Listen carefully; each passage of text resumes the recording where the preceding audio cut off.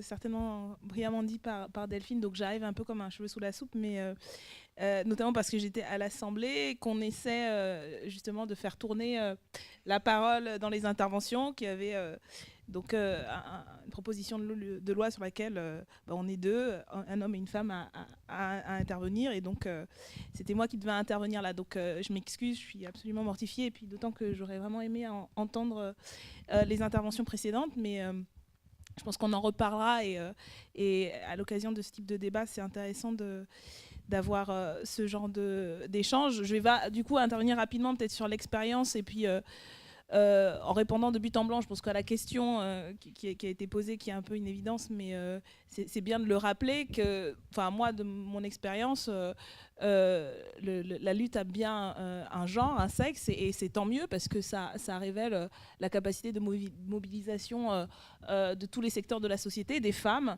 dont on ne voit pas, on n'entend pas souvent les luttes quotidiennes, qui sont peut-être pas les plus médiatisées, mais qui sont réelles, ne serait-ce que pour s'occuper pour les femmes monoparentales, les femmes chefs de famille monoparentales au quotidien de leurs enfants, de joindre les quatre bouts, et je pense que ça participe, y compris d'une forme de mobilisation sociale qui est peut-être infra-politique, mais qu'il est important de rappeler, qui explique aussi pourquoi, y compris dans la traduction politique, on les voit moins aussi, parce qu'elles sont souvent au quotidien aux avant-postes de la lutte pour la survie face à la précarisation de la société.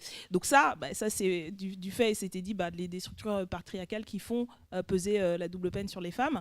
Mais dans les mobilisations aussi, et on le voit aussi au quotidien, il y a des femmes qui sont présentes. Et c'est important de le rappeler, parce que sinon, on a l'impression, effectivement, qu'une fois qu'on en arrive à la question de la représentation, il n'y a personne, quoi. Et c'est ce décalage entre le fait qu'il y a des femmes qui se mobilisent, qui font plein de choses, mais on est toujours à les chercher, à les compter sur les bouts de les doigts, une fois qu'on arrive à la question de la représentation. Et c'est pour ça qu'il y a un effort volontariste, à mon sens, à faire, notamment dans les organisations dites progressistes et féministes, pour à la fois imposer, parce que il faut encore imposer le fait qu'on ait, par exemple, aux élections législatives, autant de femmes que d'hommes, parce que spontanément, par exemple, en 2000, sur des circonscriptions gagnables, par exemple en 2017, ce qu'on a vu dans le processus du mouvement de la France insoumise, c'est que spontanément, il y avait au départ 60% de candidatures hommes pour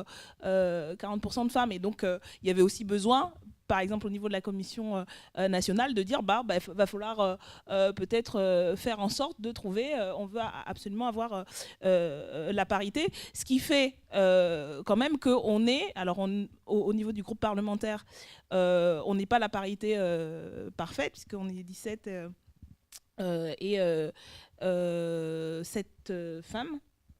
Voilà. Mais on est quand même le deuxième groupe après La République En Marche à avoir cette parité. Mais ça a été parce qu'on a fait en sorte, effectivement, que déjà au niveau des candidatures, ce soit paritaire, ou presque quasi paritaire, et sur des circonscriptions, effectivement, qui étaient gagnables. Une fois ce travail fait, effectivement, il faut assurer que les formes de mobilisation permettent l'implication, et je pense que c'est ce qu'on essaie de trouver aussi de manière plus générale quand on parle du mouvement, et du fait de à la fois changer un peu les formes de militantisme, de mobilisation, aller au plus près des préoccupations du quotidien, des luttes des habitants des quartiers, dans des barres d'immeubles, etc. C'est aussi pour aller vers celles et ceux, mais beaucoup celles dont je parlais au départ, qui sont justement dans ces mobilisations du quotidien, sur le bailleur, sur le logement, etc. Et je pense que c'est une manière de concrètement s'adresser, de pouvoir militer avec beaucoup de femmes qui font au quotidien ce travail-là. Sur les formes, alors c'est pas encore du tout gagné, mais je pense qu'il y a là, à la fois de manière générale pour le militantisme, et puis nous particulièrement au niveau de la France insoumise, cette cet enjeu de changer les formes qui permettent à plus de catégories sociales et puis à plus de femmes de pouvoir militer dans les organisations. Et enfin, je vais terminer là-dessus sur la nécessité de la représentation, parce que c'est aussi parce que on voit et on se voit dans la représentation, dans des positions de responsabilité, qu'on a aussi la confiance de se présenter, de se proposer, etc. Et je pense que cette dimension-là, elle est pas à négliger. C'est pour ça que, enfin, moi, avec toutes les limites que ça a, le fait d'instaurer des règles de parité strictes dans des instances, dans des cadres de représentation, etc., c'est encore aujourd'hui, à mon avis, un levier utile et important si on veut arriver à ce que non seulement la lutte, les mobilisations, mais la représentation à tous les niveaux dans les organisations et dans les institutions, elle ait ce visage-là, parce qu'elle a besoin d'avoir un visage, elle a besoin d'être incarnée, et c'est comme ça qu'on arrive du coup à mobiliser tout le monde, à pas parler à la place d'eux, mais que celles et ceux, et surtout celles qui sont concernées par les questions du 8 mars, du droit des femmes, des droits des femmes, etc., soient celles qui les portent véritablement et soit reconnu pour ça, quoi. Donc, je vais arrêter là, mais j'imagine que le débat a déjà apporté pas mal d'éléments là-dessus. S'il y a des questions.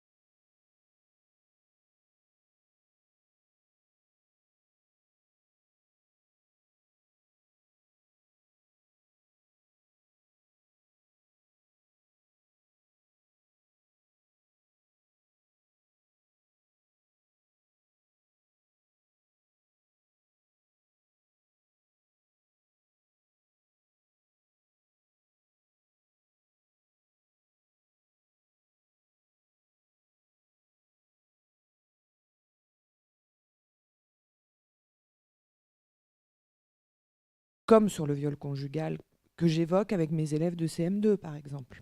Quand je fais première éducation à la sexualité, à la reproduction, j'explique que même quand on est amoureux, même chez papa et maman, bah, on ne force pas maman, on ne forcera jamais sa compagne à avoir un rapport sexuel, même dans le cadre du mariage. Ce qui m'intéressait ce qui m'intéresse philosophiquement dans la position abolitionniste, c'est de se dire, parce que je suis pour une sexualité épanouie et libre, pas parce que je suis pour qu'on sorte de l'aspect marchand, la question de la sexualité.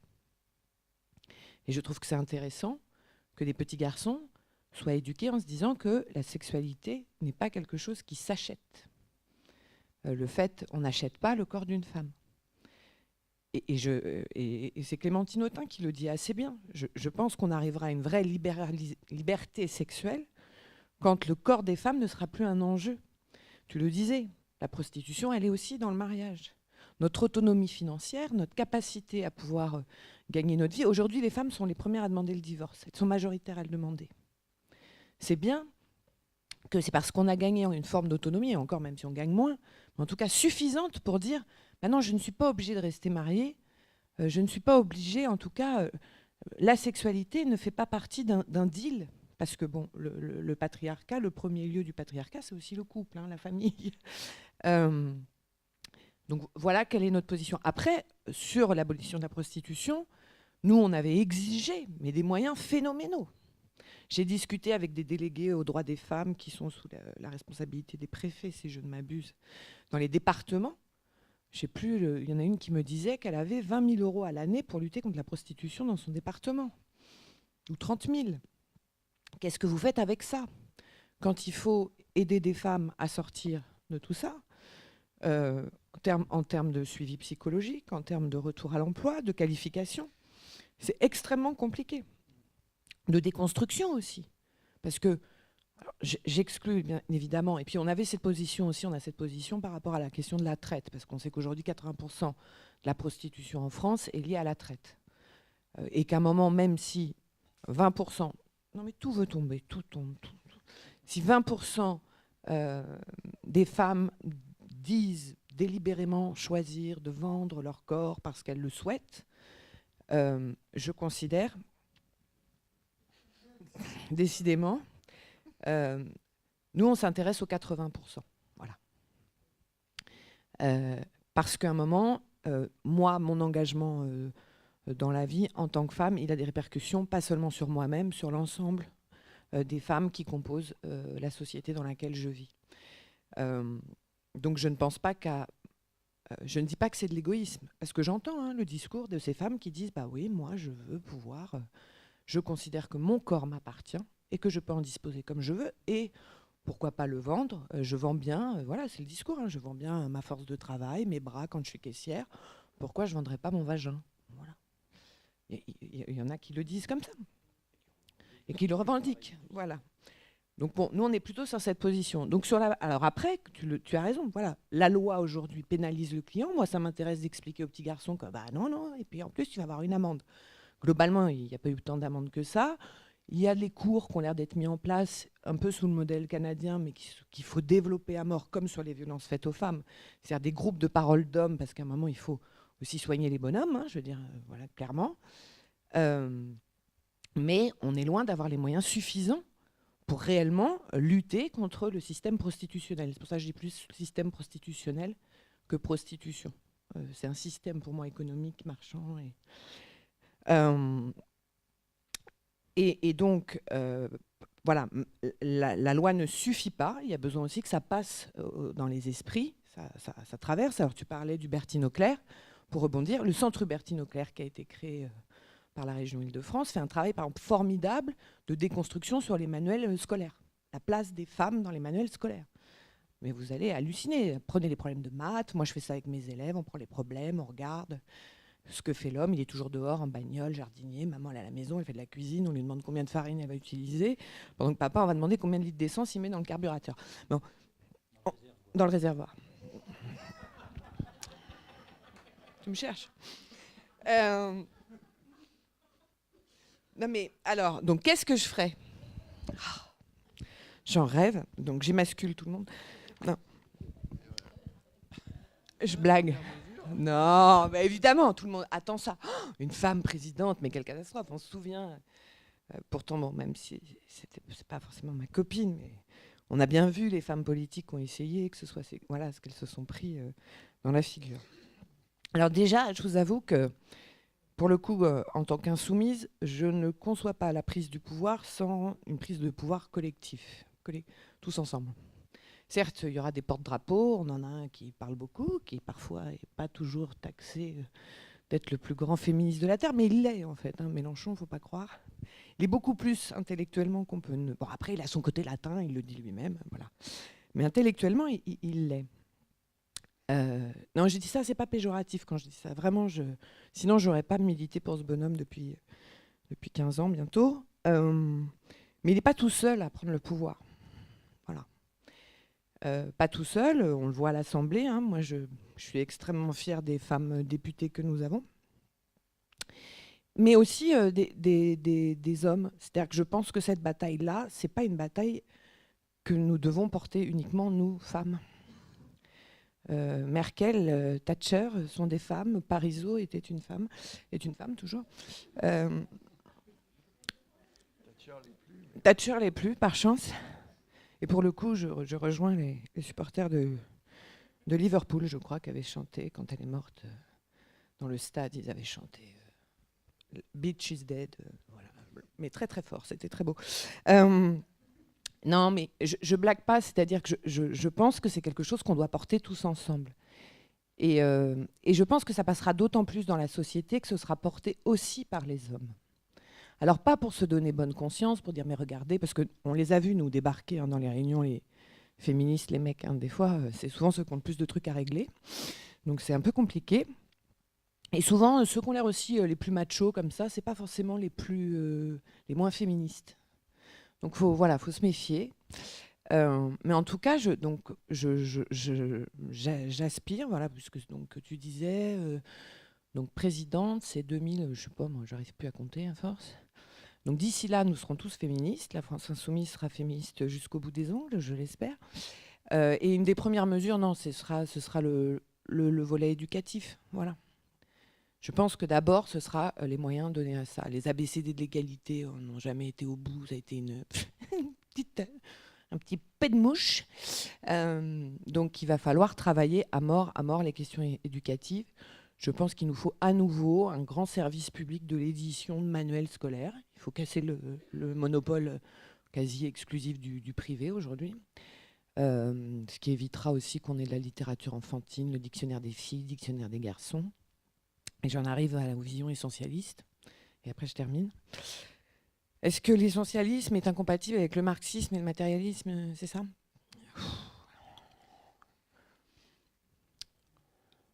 J'ai envie de dire philosophiquement.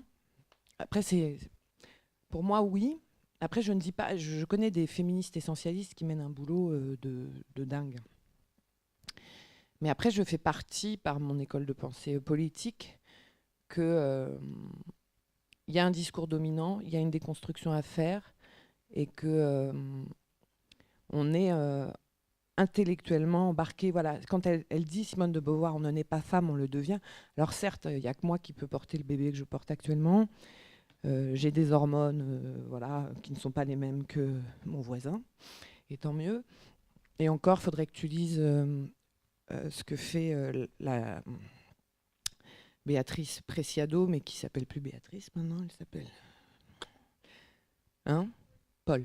Voilà. Paul, elle a fait un travail terrible en prenant de la testostérone dans Testo Junkie. Bon, voilà, il y a tout... Il y a des choses...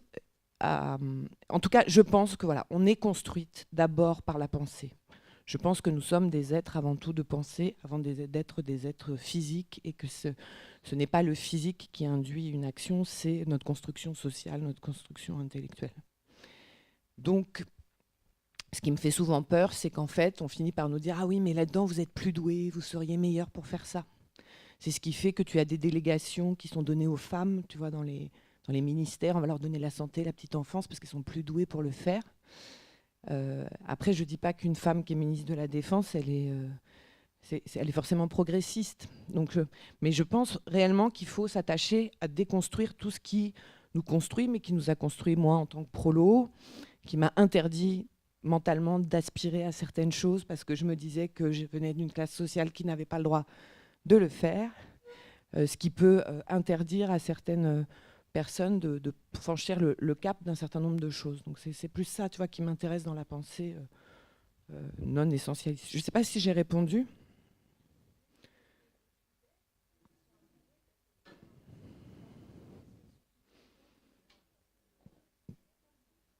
Ah bah non, forcément.